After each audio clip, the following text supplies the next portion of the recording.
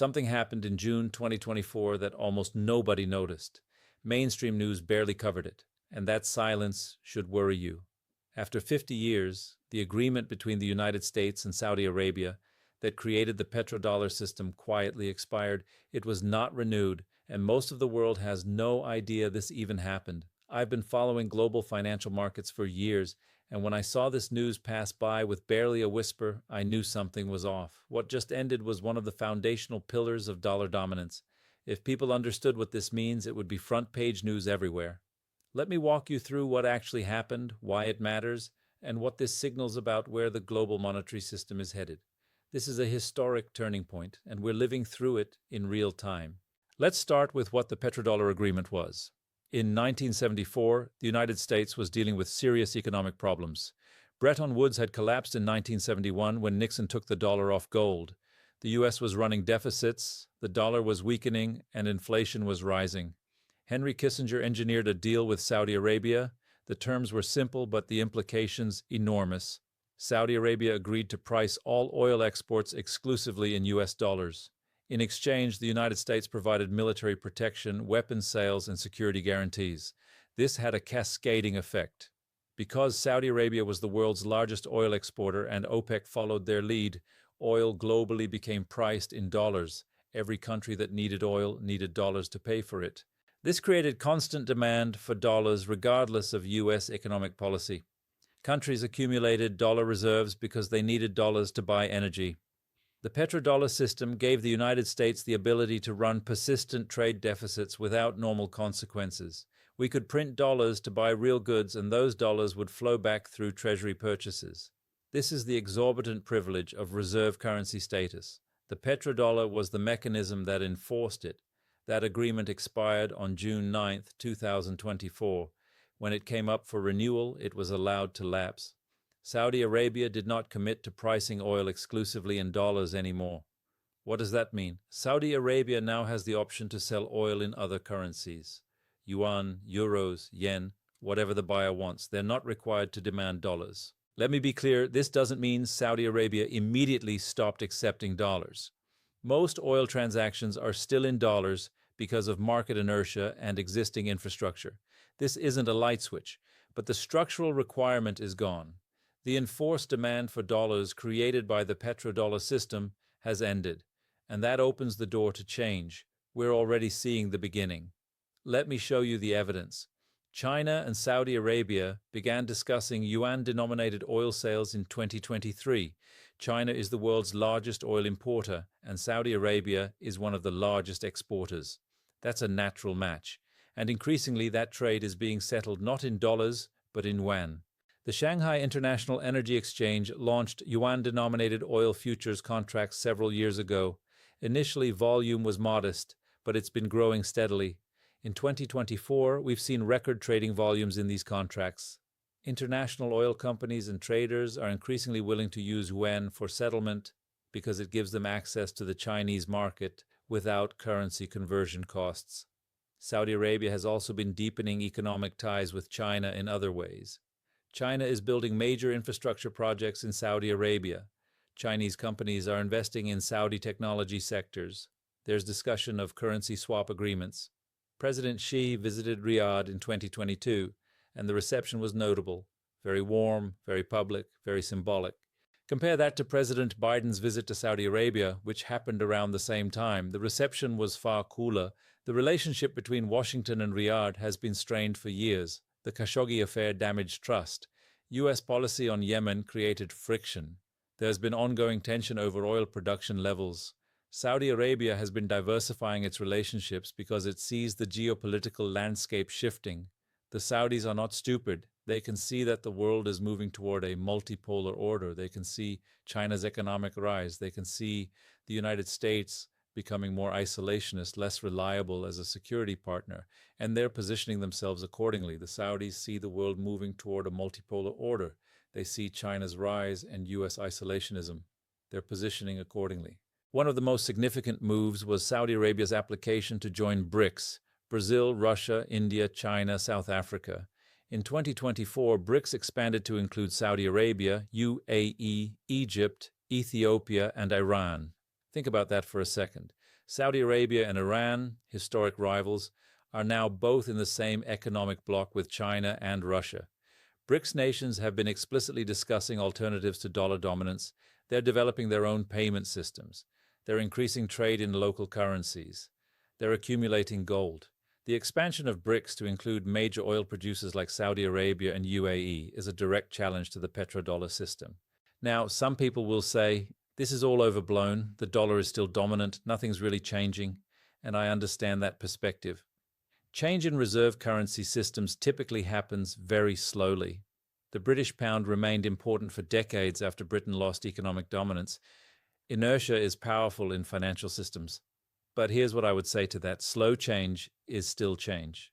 And the direction of travel matters. If you're standing on a ship that's slowly tilting, the fact that it's tilting slowly doesn't mean you shouldn't pay attention. The data shows clear trends. The dollar's share of global foreign exchange reserves has declined from over 70% in 2000 to under 60% today. That's according to IMF data. The share of international trade invoiced in dollars is declining. The share of central bank reserves held in dollars is declining. And now the foundational agreement that created structural demand for dollars in energy markets has expired. These are not unrelated events. They're part of a pattern. Let me also talk about what this means for U.S. fiscal policy, because this is where it gets concerning. The United States runs enormous budget deficits. We're talking about $1.8 trillion in fiscal 2024. The national debt is over $36 trillion and growing. We pay over $1 trillion annually just in interest.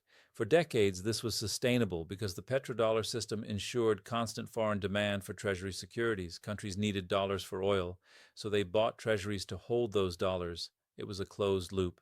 But if that structural demand decreases, if countries don't need to hold as many dollars because they can buy oil in yuan or euros, then the buyer base for treasuries shrinks. And when you have the same supply of bonds but fewer buyers, what happens? Yields rise. Borrowing costs increase. We're already seeing some of this. Treasury yields have been higher than many economists expected given the Fed's policy stance. Part of that is inflation concerns, but part of it is reduced foreign demand. China, Japan, and other major treasury holders have been reducing their positions. If the petrodollar system's end accelerates that trend, the U.S. could face a situation where financing deficits becomes much more expensive, and that creates a fiscal trap. Higher interest costs mean larger deficits, which require more borrowing, which pushes yields higher, which increases costs further.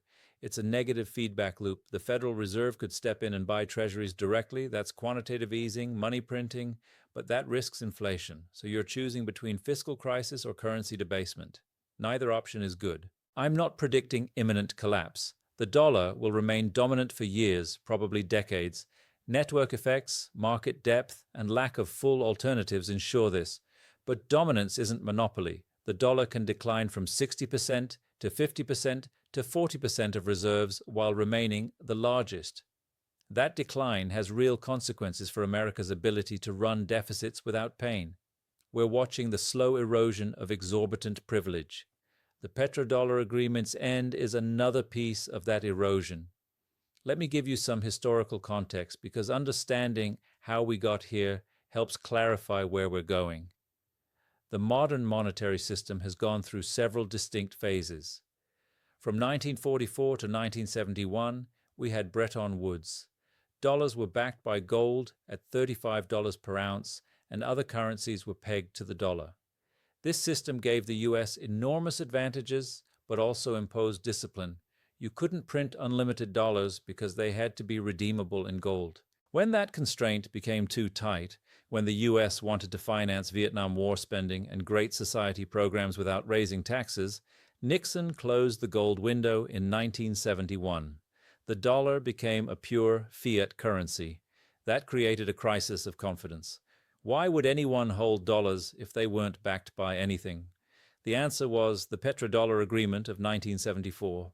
Dollars became backed by oil demand. Instead of "in gold we trust," it became "in oil we trust." Every country needed energy, so every country needed dollars. That system lasted 50 years, and now it's ending. So what comes next? What backs the dollar now?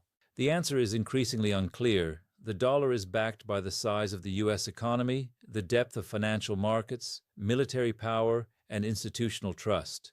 Those are real factors, but they're also more abstract than gold or oil, And if confidence in those factors weakens, if the US economy stagnates, if debt spirals out of control, if political instability increases, the foundation becomes shakier.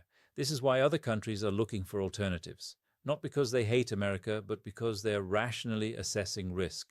If your reserves can be frozen, as Russia's were, if the backing of the currency is becoming more abstract, if the issuing country is running unsustainable deficits, why wouldn't you diversify?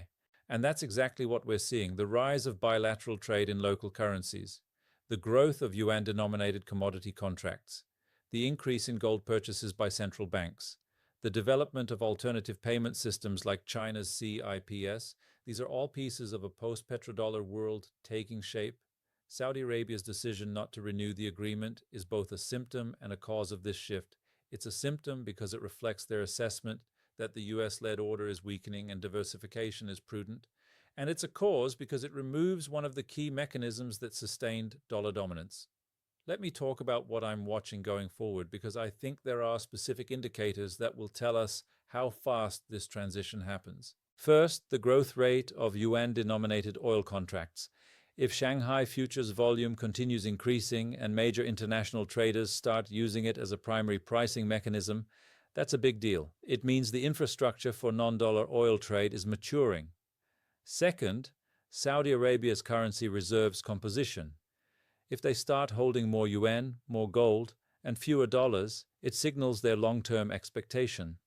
We don't get real-time data on this, but periodic disclosures from the Saudi Arabian Monetary Authority will be telling. Third, BRICS payment system development. The bloc has been discussing creating an alternative to SWIFT and developing a common currency or payment mechanism. If that moves from discussion to implementation, especially with Saudi Arabia as a member, it could accelerate de-dollarization significantly. Fourth, US Treasury auction results. Are foreign buyers showing up? Are yields rising more than expected? Are primary dealers having to absorb more of each auction? These are signs that foreign demand is weakening. Fifth, oil price differentials between dollar-denominated and yuan-denominated contracts. If the yuan price starts consistently trading at a premium, it suggests strong demand for non-dollar settlement options. I'm tracking all of these, and so far the trends are all pointing in the same direction, away from dollar monopoly toward a multipolar currency system. Now, what does this mean for regular people? I think there are several implications worth considering. If the dollar weakens over time, import prices rise. Americans benefit from cheap imported goods because of the strong dollar. If that advantage erodes, the cost of living increases. Everything from electronics to clothing to fuel could get more expensive. If Treasury yields rise due to reduced foreign demand, mortgage rates, car loan rates, credit card rates, all of these are affected. Borrowing becomes more expensive for everyone, not just the government. If the US can't finance deficits as easily, something has to give, either spending cuts, which are politically difficult and economically painful, or tax increases, which are also unpopular, or more money printing, which causes inflation. None of these options are pleasant. On the other hand, if you're holding assets that benefit from dollar weakness, gold, commodities, foreign currencies, real assets, you might actually do okay. This is why I personally maintain a diversified portfolio that includes precious metals and exposure to non-dollar assets. But again, I need to be clear, this is what I'm doing for myself based on my own analysis. I am not a financial advisor. This is not investment advice. Everyone's situation is different. Everyone has different risk tolerance and goals, and you should consult with licensed professionals before making financial decisions. What I'm saying is that we're living through a historic shift. The architecture that has supported the dollar's role for 50 years is changing.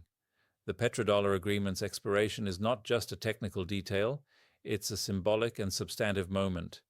And the fact that it happened quietly, with minimal media coverage, with most people completely unaware, that tells you something.